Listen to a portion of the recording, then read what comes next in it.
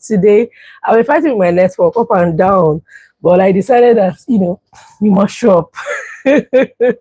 Anyhow, the network wants to network, right? Okay, so today we're talking about something really interesting. Money, yes, wealth, wealth, our self-worth and confidence. Hi, I'm Dr. Chimsom, your skin and confidence doctor. Welcome to today's episode of Glow Into the Week. Good evening, beautiful people. Here we reset our minds so that we can step into the new week with clarity and confidence. Tonight, we're going to be talking about something a lot of us avoid: wealth, how it affects our self-worth and our confidence. Because whether we admit it or not, money affects how we show up. It affects how we, step into a room. It really does. It really, really does. So now, the truth that a lot of people don't like to talk about is that money actually doesn't define our worth, but it actually affects our posture, the way we show up, the way we come out in a space, the way we speak, the way we think about ourselves. Why does this happen? Because of the way we're brought up, because of what we heard growing up as regards to money, because of the way we perceive, the way we value our worth. Now, when you're financially strained, you actually find yourself shrinking. You start to hesitate. And then you find that you start to over-explain yourself. And you see that you start to tolerate people disrespecting you anyhow. And you also start to avoid being in certain rooms because you believe you're not supposed to be there. Now, it's not because you are less valuable. It's actually because scarcity affects your confidence. It affects the way you show up. It affects the way you come out. Now, it shrinks you. When you have a scarcity mentality, it tells you that, I can't afford this thing. So you see a shop, you're not even going to find out how much the thing is. You don't even know how much they sell their things. Just because you feel like it's for only rich people, you're afraid of even getting in. You feel like you don't belong in that space. You just tell yourself, I can't afford things like that. Before they even say, let's plan for this one, you say, I can't afford it. That's your first default. That's the first thing that comes to your mind when you hear something. It starts to scarcity mindset starts to tell you that they are not, that people don't like you, and it makes you start to stay small. It makes you even give up. You say, what am I even trying? Let me not even try again. After I've been doing my best and money's not coming, nothing's happening, and you just give up. Now, over time, this thinking becomes your identity and diminishes your glow, it diminishes your confidence and the way that you show up. Now, Proverbs 23:7 says, as a man thinketh in his heart, so is he. Now, being wealthy doesn't begin in your bank account. It begins in your thinking, in the way you think about yourself. So, it's important that we erase the poverty mentality and pick up kingdom confidence. Now, what does poverty mentality tell you? It makes you to avoid risk. It makes you to be afraid to be seen. You're hiding. You don't want people to know that you're there. Then it makes you to even undercharge. Let's say you offer a service. You don't think you're good enough for people to pay you for that service that you render. And yet, people that are less qualified or have less, things to offer are charging premium for that thing. But because you've undervalued yourself, because you have a poverty mentality, you can't charge for what you give. It makes you to overwork. Yeah, I said it. You overwork, thinking that the more you work, the more money you get. It's not. It doesn't necessarily equate. If it's like that, the bricklayers that carry that build houses will be richer than everybody. It also makes you to play safe. You are afraid of taking calculated risks. But however, if you have kingdom confidence, you understand that wealth is by, exemplifying stewardship, by doing what you need to do, being disciplined with the little that you have so that you can grow it to become something bigger, so you can compound it and it becomes more. Being grateful for what you have and then seeing problems and finding solutions instead of dwelling on the problems like most people do. It also helps you to invest wisely. You're not afraid to invest things. You go and learn about investment and you're able to take a stand, no matter how small it is. It makes you see the need to build capacity so that you can become a better, stronger version of yourself. And you also expands your influence. Now, Deuteronomy 8:18 says, it is God who gives you the power to get wealth. So yes, wealth comes from God. Wealth is not evil. It's actually mismanagement of wealth.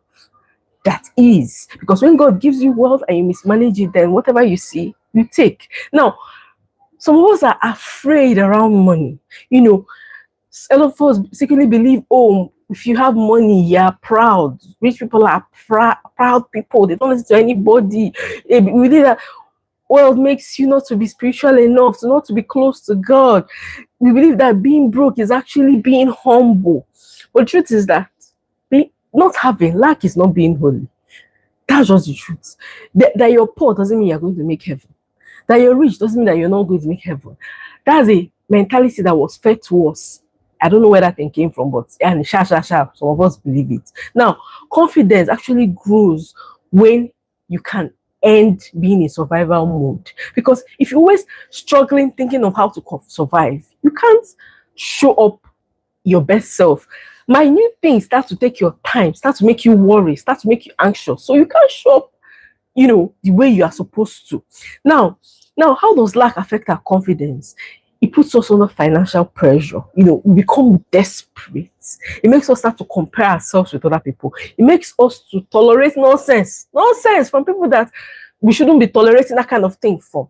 It makes us become addicted to people approving what we do. We want to check, we want to do this one. Oh, is it good enough? Because we just already don't feel like we are good enough just because we have a poverty mindset. It makes us shrink in rooms. Now, the truth is that when your options to make money increase, your confidence automatically increases.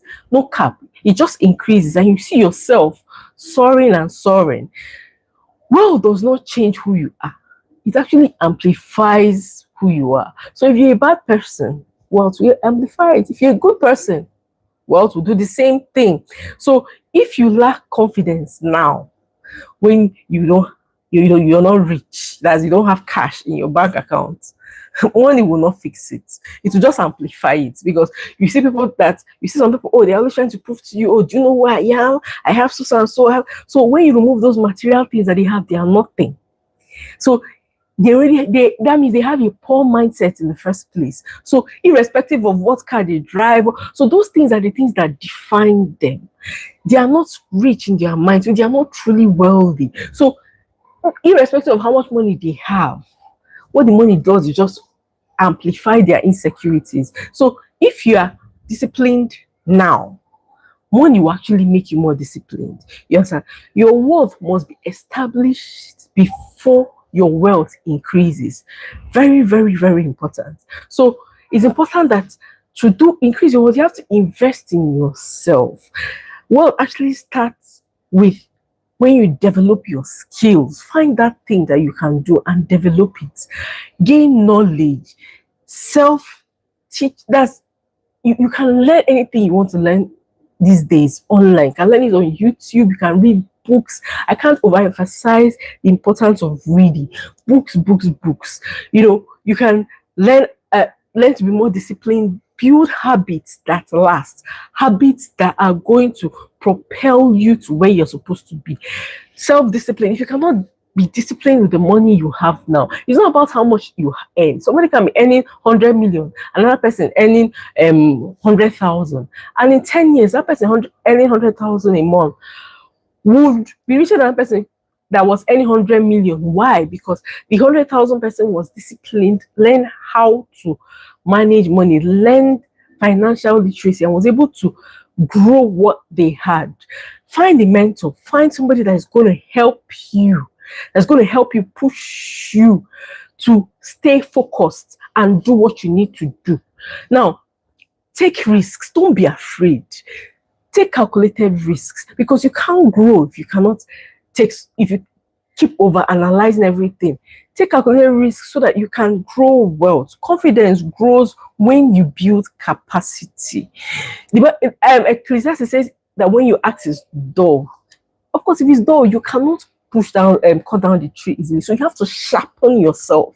Sharpen yourself. When you see a problem, instead of focus on the problem like most Nigerians do, think of the solution to the problem. And that's where your wealth lies. Once you can create value, you're going to create wealth. The richest people that we know now had, saw a problem and then found a solution.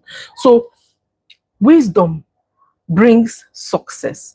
Sharpen yourself so that you can glow truly.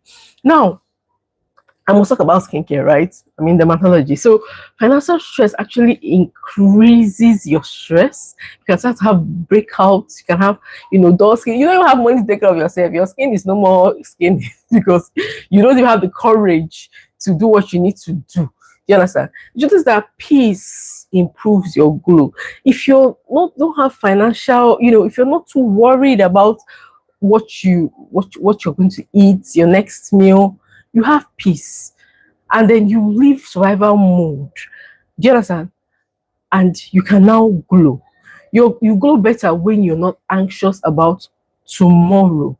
Now, this week, I want to challenge you. Ask yourself, where am I shrinking because of money? What one skill can I build that will help me create the wealth that I need, and also change the way I think about money? What mindset must I unlearn? Is it that money doesn't grow on trees? Money is hard to get. Money is for some people. Money is evil. Everybody that has money is a thief. What mindset did I grow up hearing that has shaped the decisions I made? Because if you don't change those mindsets, they always draw you back. If you believe that money is evil, whenever you get money, somehow you find yourself going back and the money will leave you. So what is that mindset that you must unlearn? Where do you need to stop playing small? Now, this week, take one financial growth action. Read a book on, finances, on mindset and money. I would recommend Psychology of Money, Intelligent Investors, Building Your Financial Dam. Those are good books. Learn something. Make an investment, and remember, invest in something that you know. If you want to invest something, actually know. You don't go and do something that you don't understand. Start somewhere. It gives you some kind of confidence that it's not about the money in your bank account. I say again, it's about the way you think, how wealthy you are in your mind. Because if you think you're wealthy, if you act wealthy, you're going to become wealthy in real life. So I want you to say these affirmations with me. My worth is not defined by my bank account. I have the capacity to build wealth. I refuse to shrink because of scarcity. I grow my mind and I expand my influence. God has given me power to create wealth. I grow confidently in every room. Now, wealth is not about pride. It's about building capacity. What is not about money? It's about the identity that you've built from yourself, from your mindset. Confidence grows only when your mind expands and your discipline increases and your fear reduces. This week, I implore you to expand your thinking, increase your capacity, and glow boldly. I am Dr. Chimsom Ogu. I help you glow from inside out. Thank you for joining me today. Sorry for the late start because of the internet. Don't forget to like and subscribe to our channel. See you 8:30 next week, same place. Thank you very much and have a wonderful week.